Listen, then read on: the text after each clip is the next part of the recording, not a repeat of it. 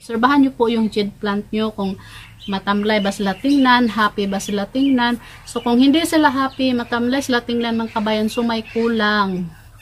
Binigay natin ang pagmamahal sa kanila pero may kulang, hindi pa sapat. Kaya itudo na natin mga kabayan nyo. So parang pagmamahal lang din yan.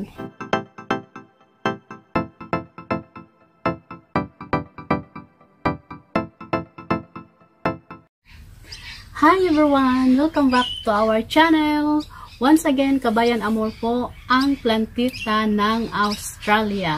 So, yan po mga kabayan, ang aking location is Australia. So, nung time mga kabayan, nagbablog ako kung paano magiging bushy ang aking jade plant, na ngayon ay bushy na siya. So, dito ako banda nagkakat. Ayan.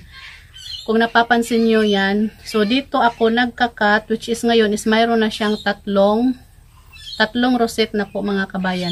So, kung napapansin nyo, nung kinat ko siya, sabi ko sa inyo na dito ko na muna siya itusok pansamantala sa pot din na ito. So, ito na po siya ngayon mga kabayan. Kung mapapansin nyo din po, iba po yung sanga niya. Ayan. Hop. Ayan. So, ito po yung pinugot ko from here. So, mayroon na din siyang 1, 2, 3, 4, 5. So, 5 yung bagong rosette niya mga kabayan. Next, leaf propagation. Leaf propagation mga kabayan is same lang din sa ginagawa natin sa iba nating mga succulents na dapat natin tanggalin yung pinaka bottom na dahon. Wag lang po ito mga ganito, yung mga dry na. So, yung healthy na dahon is iti-twist nyo lang po. So, for example, kukuha tayo dito para makikita nyo.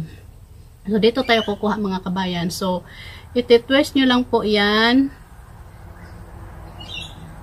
Ganyan. Just twist. And then, make it sure mga kabayan na very clean yung pagkakuha ninyo ng inyong dahon na wala siyang punit, wala siyang sira, wala siyang sira.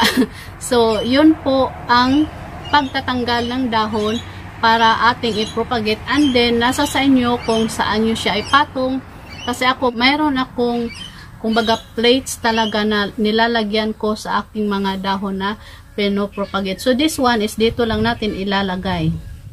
So gaya nito mga kabayan is may nahulog siya na dahon dito, which is medyo malaki na ang tumutubo sa kanya. So binubunot ko talaga para makita nyo. So, ayan po mga kabayan. Yan na po ang tubo ng isang dahon ng nahulog lang siya mga kabayan. Ayan, nahulog lang po siya. And then, ganyan na po ang kanyang tubo. So, ibabalik natin ito. Then, meron pang, so yung mga dahon na nalalagas, huwag po kayong mag-alala kasi normal lang po yan sa isang jade plant na tumatanda or matagal na. So like this, mayroon ding dahon dito mga kabayan na nahuhulog. So, ayan. Yan po ang leaf propagation ng ating jade plant. Ayan. And then may isa pang tanong doon mga kabayan. Ang tanong is, gumagamit ba daw ako ng fertilizer sa aking jade plant or sa aking mga succulents. So honestly mga kabayan, I think 5 years na ako sa succulents and cactus, pero now lang naman ako nag-active mag-vlog. So sa totoo lang, never akong gumagamit ng fertilizer sa aking mga succulents and cactus. Kahit na po sa aming mga vegetable at fruits, hindi kami gumagamit ng fertilizer. So, kasi mga kabayan, yung soil namin dito na binibili is mayroon nang nakalagay doon sa sako talaga na usually, ang common naman talaga na fertilizer is osmocot. And then, may osmocot ako dito pero never ko pang na-try na gamit kasi nung dumating ako dito, yung osmocot is nandito na rin. So, kaya mayroon akong osmocot pero never ko pang na-try. So, yan po ang sagot ko. Kung naggagamit ba ko ng fertilizer sa aking mga succulents and cactus, lalo na si jade plant. So, wala akong ginagamit na fertilizer. But abangan nyo yung vlog ko, is ituturo ko sa inyo. Kahit hindi ko ginagawa mga kabayan, no? ituturo ko sa inyo kung paano ang tamang paggamit ng Osmocote kung sakaling gusto nyong gumamit ng Osmocote. So, ibablog ko yan. Hopefully, naka-subscribe kayo sa aking channel at na-click nyo yung bell button para ma-update kayo once na i-upload ko ang vlog na yan about paano gamitin ang Osmocote. So, next, may isa ding comment doon din sa aking Facebook page. Nagtatanong siya kung nilalagyan ko ba or pinapahiran ko ba ng spray or anong cream na ibig niyang sabihin kaya daw yung leaves ng aking jade plant is shiny.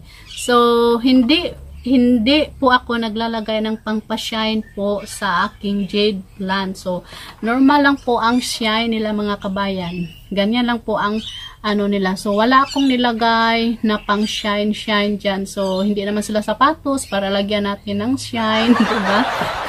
Tawag sapatos ba yung ang tawag dyan? Basta yun, hindi naman sila sapatos para lagyan natin or pahiran natin yung dahon nila para magmukha silang shine na shine.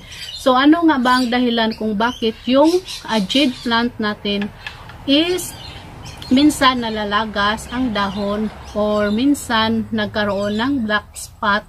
Na-vlog ko na yung black spot eh. So dito na lang tayo sa pati yung black spot at nalalagas ang dahon, may vlog na ako dyan isa-isa. So siguro hindi ko nababanggitin, scroll down lang po kayo kasi mukhang hindi pa yun matagal ang vlog ko na yun. So ang iano ko lang is bakit nga ba shiny yung aking jade plant, yung leaves ng aking jade plants. So ang isang technique dyan mga kabayan kung bakit nagiging shiny ang ating jade plant, mostly jade plants like this jelly bean rhododendron, this jade plant crassula, shirt air. So kasi si shirt air is belong din siya sa jade plant.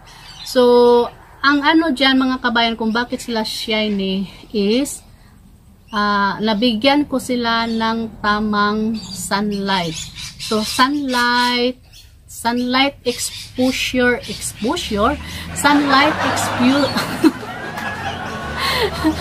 sunlight exposure lang po ang sekreto dyan para yung ating leaves ng ating jade plants is magiging shiny. So yan po ang isang technique na ang ating jade plant is magiging healthy, magiging malakas, lalo na yung stem nila. So malakas yan. So malalaman mo if yung jade plant mo mga kabayan na healthy kapag ang yung sanga-sanga or branch niya, yung kulay niya is magiging brown. Ayan po, magiging brown siya na para siyang wood talaga tingnan, as in. So healthy po yan. Yan, ganyan. Healthy po yan siya mga kabayan dahil nabigyan ko po sila ng tamang sunlight. So pag kulang po ng sunlight ang iyong jade plant, malamang matamlay po tingnan ang iyong jade plant. So obserbahan nyo po yung jade plant nyo kung matamlay ba sila tingnan, happy ba sila tingnan. So kung hindi sila happy, matamlay sila tingnan mga kabayan, so may kulang. Binigay natin ang pagmamahal sa kanila pero may kulang, hindi pa sapat. Kaya itudo na natin mga kabayan. So parang pagmamahal lang din yan. So binigay mo na ang lahat pero may kulang, iniwanan ka pa rin. so ganon. So binigay mo na ang lahat ng pag-aalaga sa kanya, pag-iiwas sa kanya, pagsisave sa kanya na mabuhay mo talaga siya pero may kulang. So ano ang kulang? Yun ang aalamin mo by the looks sa iyong jade plants. If matamlay siya or unhappy, so may kulang ka pa na hindi nabigay sa iyong jade plant. So for me is need jade plant ng enough sunlight. So mas favorite ni jade plant ang sunlight for at least lang naman 6 or more hours direct sun ang ibigay nyo sa kanya. So depende siguro sa temperature ng kainitan nyo dyan. Kasi this one po and this one mga kabayan is naka-outdoor shade talaga yan sila. So pag sikat pa lang ng araw sa morning hanggang sa hapon, hanggang mawala na po ang sun. So ngayon is, ang oras namin ngayon is 7 o'clock. So sobrang maano pa yung araw namin. Ayan o, sobrang mainit pa po. So rain or shine, so sanayan lang po. And ngayon is nagiging strong na po ang aking jade plant. One thing lang po mga kabayan, if yung jade plant nyo is matagal na siyang naka-stay sa shaded area or matagal na siyang naka-stay sa indoor, then gusto nyong magiging ganito ang kulay niya na magkaka-red, please lang po wag nyo pong isabak agad sa full sun kasi 100% sure po magkakaroon po yan ng sunburn. So pag medyo tirik yung araw, dahan-dahan nyo lang pong introduce sa sun kahit 20 minutes and then obserbahan nyo po. Then the next day kung okay lang naman, medyo taasan nyo po 25 minutes ganun, naka-sunburn po talaga yan. So ayaw kong isisin nyo sa akin na ginawa nyo yung nakikita nyong vlog na ginawa ko. So yun, ginawa nyo and then bakit nagkaganon, nagka-sunburn. And then wag din kayong magmadali mga kabayan kasi may nakita din akong isang comment na sabi niya yung jade plant niya is nilagay niya ng buong araw sa full sun pero bakit hindi nagiging red ang kulay. So kung sa iba pa, patient is a virtue, diba? So hindi ko alam kung ano yun sa Bisaya. So ganon, so hindi po yan sa isang araw makukuha nyo agad ang kulay ng ating jade plant na ganito. So parang ano lang din yan, nag-iinom ka, so need mo munang makaubos ng ilang bote ng bear bago ka magiging mistisa yung pagmumukha mo.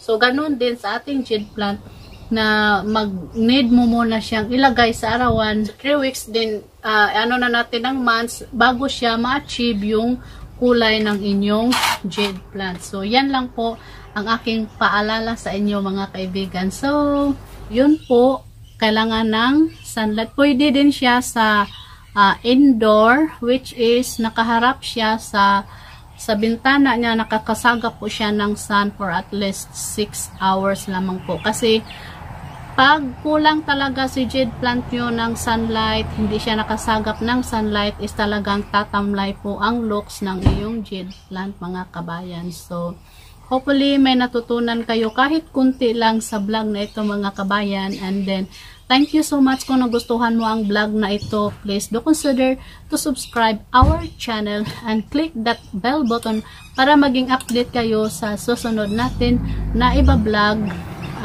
next day. So maraming salamat mga kabayan. I stay safe. God bless everyone and bye-bye.